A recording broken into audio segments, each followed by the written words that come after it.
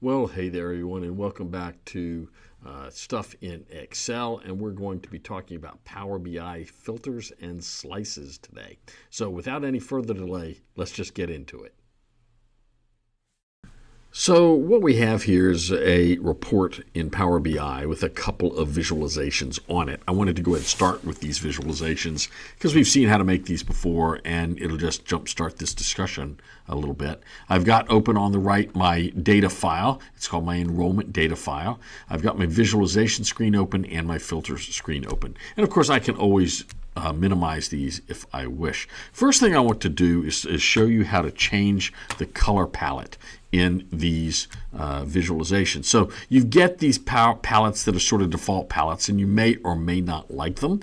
So the way to do that is to click on this View tab up here at the top. It's going to open this options window for you here, and you can choose different kinds of visualization color schemes. You can see they can change as you choose the different color schemes. If you hit this down arrow, it's going to give you a lot of additional themes and color schemes that you can use. You can use something like that. You might want to use something like this here. So you can use a lot of different ones. I'm going to go back to this one right here just for the fun of it for now. We're going to change some of these colors again later. In addition, when you look at these, you go down to the very bottom under the Power BI. There's a couple of these that actually have dark backgrounds. And you can pick maybe one that has a background that looks like this. You can pick another one. I'm going to choose this black one here. I think it looks kind of neat. And so we get this background. It looks really nice and cool, really shocking, and sort of jumps out at you.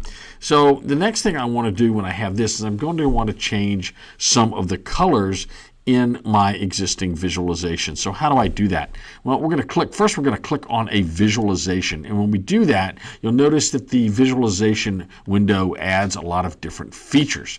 Now, one of the things we're going to do to this is we're going to go back to this and we're going to go to the visuals. So we can build the visual, or we can actually format my visual. And we're going to go to format the visual.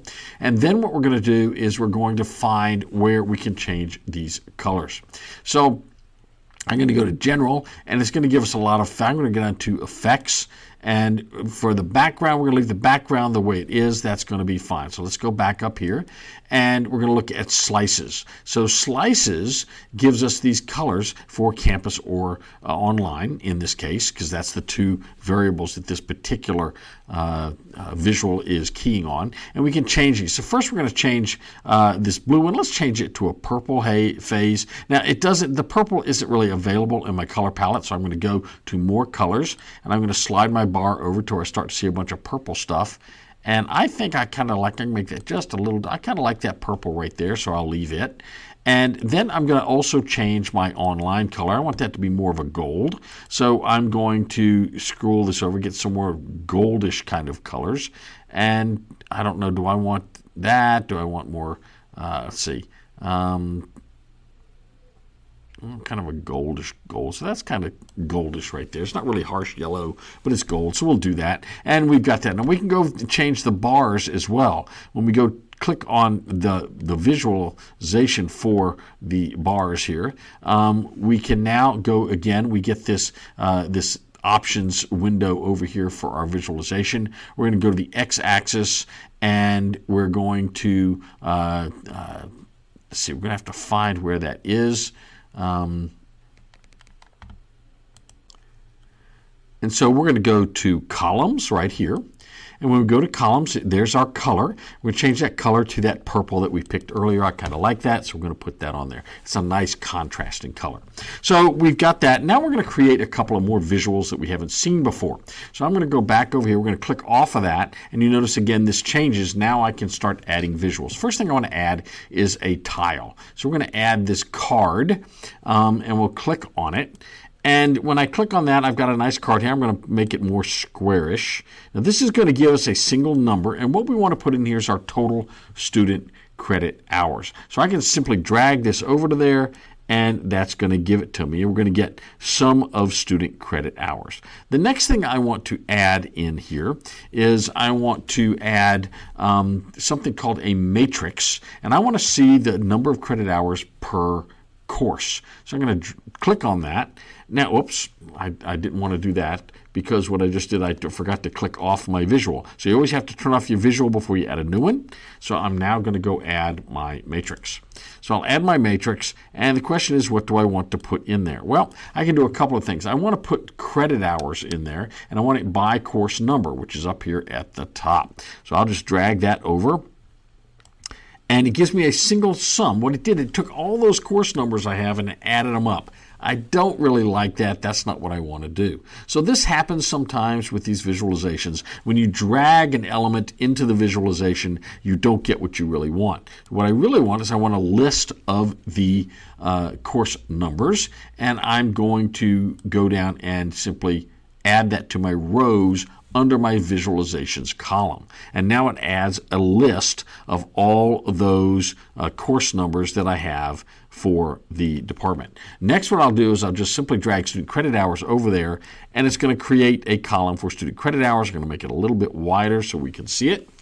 And I'm going to do a couple of other things to it in a moment, not right now. Before we go any further, I want to go do one more thing. I want to look at this sum of student credit hours by academic year tile up here. Let's go click on that. And you'll notice that it gives me 2015, 2020. I really want all of the years showing, right? So when I click on this, I'm going to go back to my, this is my visualization. I'm going to go back to format my visualization, and I'm going to look at my x-axis. And one of the things I notice is it's showing that as a continuous variable. I really want to show it as a categorical variable. And so when I click on that, there we go. Now I've got all of my years showing. That really is a better view for what I want. Now the last thing I'm going to add over here is I'm going to add a tree graphic. So let's click off of that. And the tree graphic is going to be over here. It's called a tree map. And I don't know why they call it a tree map, but they do. But it's really nice because it'll show the relative size of each of these classes. So in this column, this visualization here, this matrix, I can see the actual numbers, but what I may want to see is relative to each other, which ones are the biggest, which are the smallest, and this will give me that. So I'm going to click on that visualization, and I'm going to drag it over, and I'm going to actually make it more of a square. Because I want to create some room here, because I'm going to actually add some slicers in a minute. So there's that. Now what I want to do next is I'm going to drag my my course number, and I'm going to drag that again down into my category, not put it all over directly in here, because when I do that, it gives me one big number. That's not what I want. Because it, again, added up those course numbers. I want to put these in the category. So I'm going to add that data field. Now what I'm going to do is simply add my credit hours over there, and it's going to give me this visual. It shows me the relative size of all these courses. Now I may want to change these texts. I can do that if I want to, but for right now, I'm not going to do that. Now, I want to show you a couple of things that are going on here in this report. You'll notice if I click, for instance, on one of these years. Let's just click on 2023. It's going to change every graphic. So I've got now, this is the credit hours for 2023. This is my sum of credit hours by each class for 2023. I've got the relative size for 2023, but you notice it still shows me the totals, right? This does the same thing here. This is the relative map here for total hours, but if I click on the outside is telling me the hours for that. Now when I click on an individual slice, now it's going to go back. It's going to show me a slice, and it's going to show me for each year what my relative online hours were. If I wanted to know my on-campus hours, I click on the purple slice, and it's going to give me those. And again, it changes all that. When I click back on that, it's going to turn that off. Same thing when I go over here. If I click on 2023, it gives me that. If I want to bring it all back, I just click on 2023 again.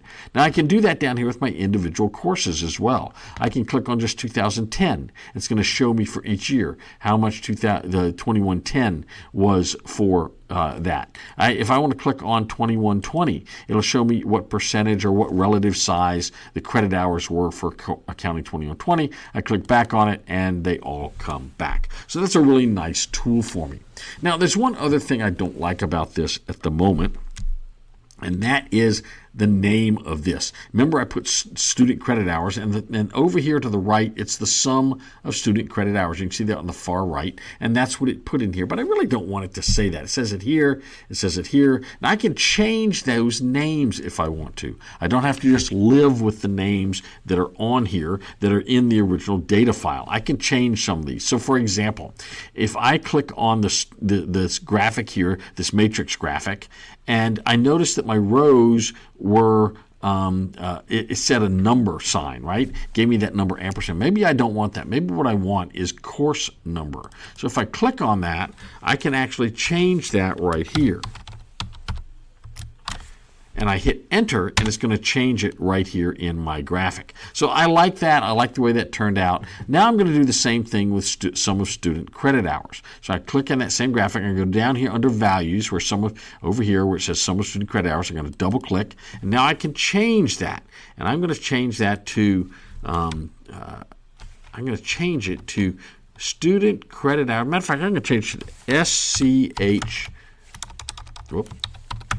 Per course, okay? And I'm going to hit enter. Now I want you to watch back over here in my matrix graphic. When I hit enter, that's going to change. And there it goes. It changed, right? And I can move this over. But you notice it didn't change it here, and it didn't change it over here in my tile either. I don't know if I like that. That's not what I really wanted. I wanted to change it everywhere. So let's go back and change that back to what it was.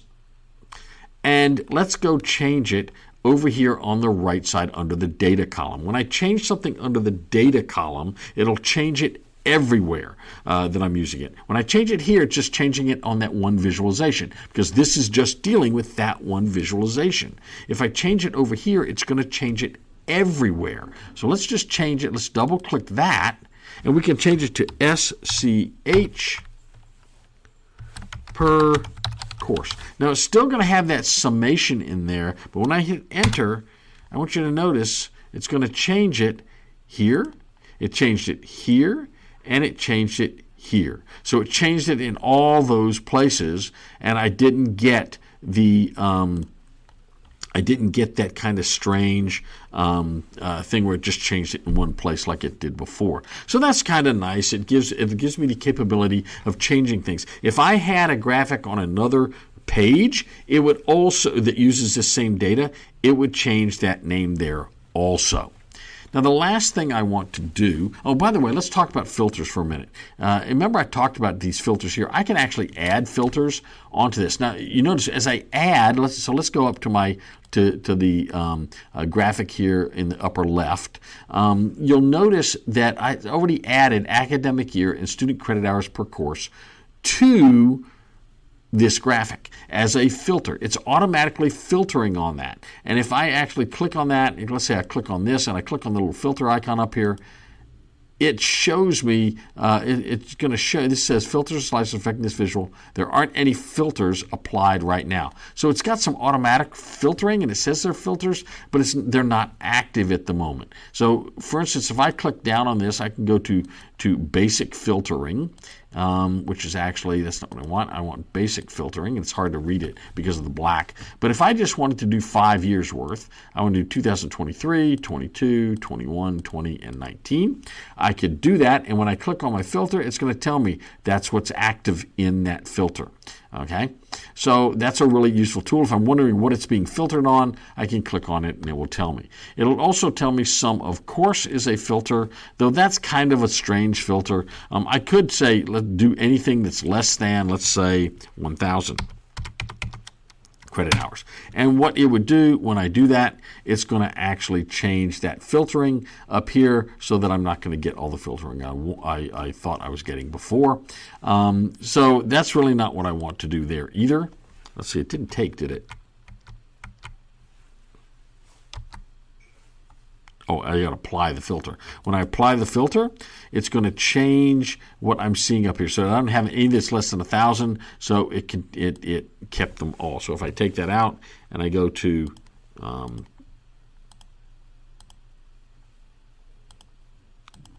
let's just undo that filter.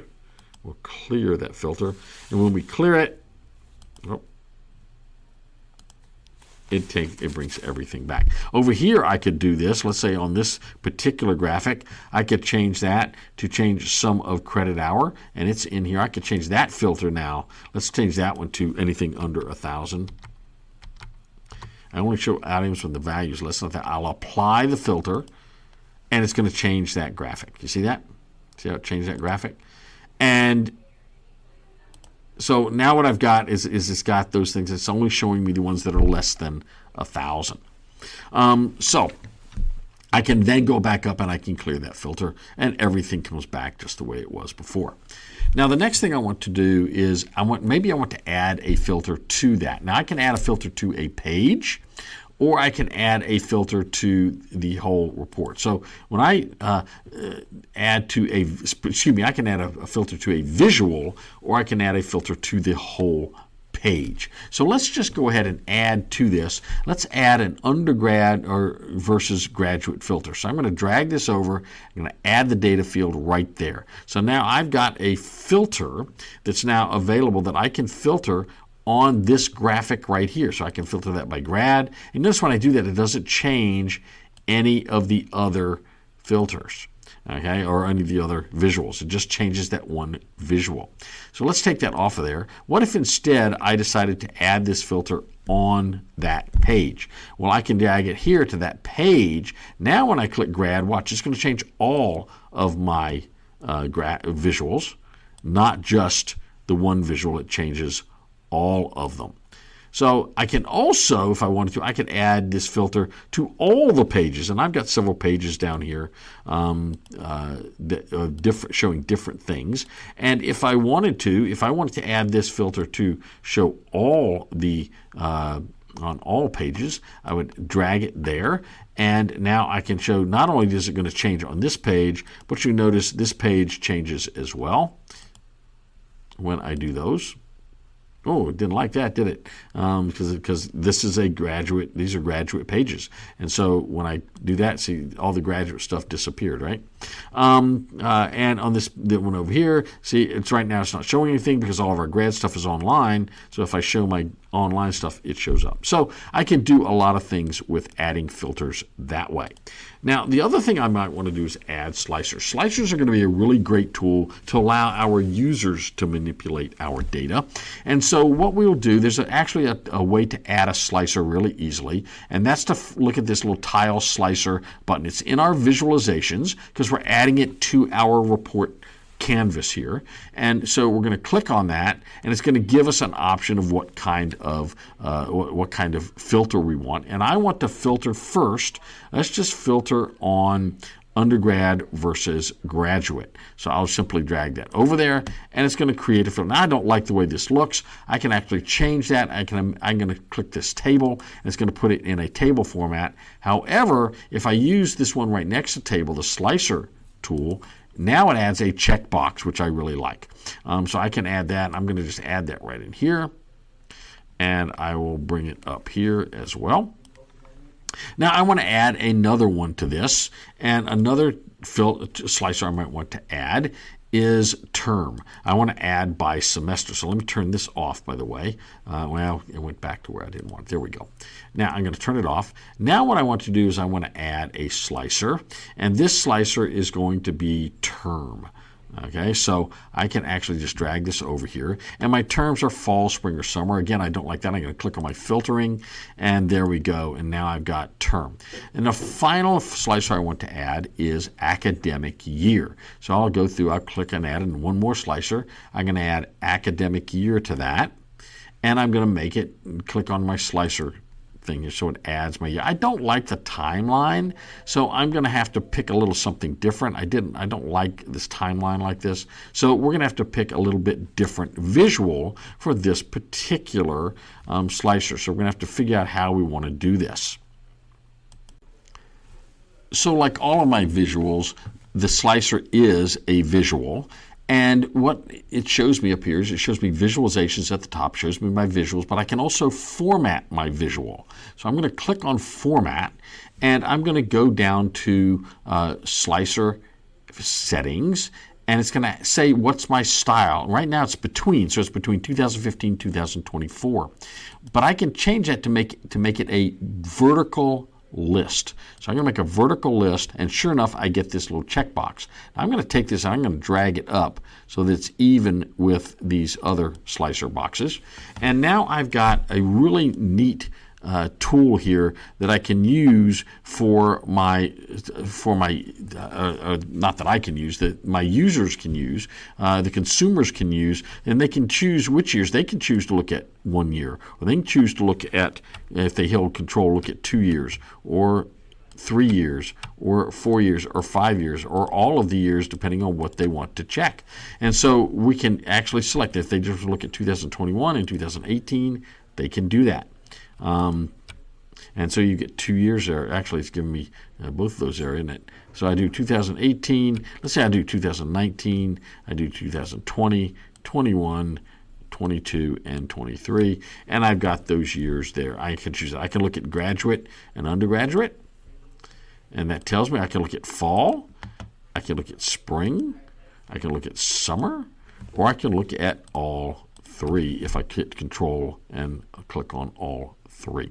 So that's going to be a really helpful tool to me, and so I can now look at all of those years, and let's see, we'll look at both graduate and undergraduate. We'll get to our total of 25,000 credit hours over here, and you can see that these slicers are going to allow our consumer to actually manipulate these different visuals themselves to get the picture that they want to get and answer the questions that they want to answer. So hopefully this was really helpful. The next thing we're going to do in the next video is we're going to look at how we take this and save it and distribute it.